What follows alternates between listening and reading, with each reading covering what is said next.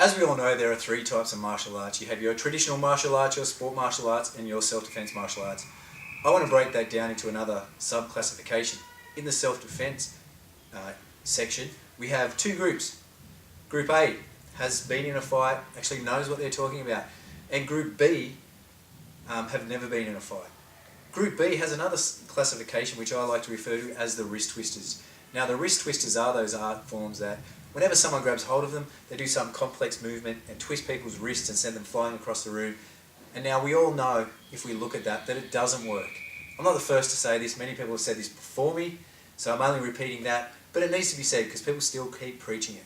So anyway, back to the wrist twisters. If we look at that group, and if my friend comes in who's actually quite an accomplished wrist twister, if we're in an altercation, I will never have my hand standing there static that he's able to grab. Okay? If I'm going to grab him, I'm going to grab him with a purpose. I have a reason for grabbing him. Whether I'm grabbing him or her by the hand and I'm dragging them away, I'm actually moving. I'm not standing there like that, like they would in a martial arts setting. If I'm grabbing to intimidate, I'm not standing there like that. I have a purpose to it. If I'm grabbing him to intimidate him, I'm going to push him around, I'm going to slap his head, I'm going to call him names, and do something along those lines. That's how an actual altercation takes place. Not like this. Okay, this is wrong. So let's explore it. Let's explore why it doesn't work, apart from those other things. Number one, you got to catch the wrist first. You have to be able to catch the wrist. I'm a reasonably good athlete. I'm reasonably good at this stuff. I've never been able to catch someone's hand. So I'm going to make this easier for you. I'm not going to kick you. I'm not going to knee you, elbow you, or anything like that, headbutt you. I'm just going to use my right hand, and I want to see if you can catch it. Alright, so you ready?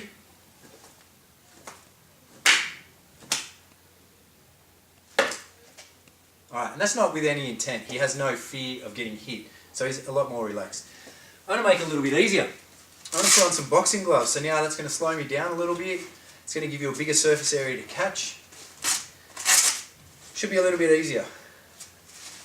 And again, right hand.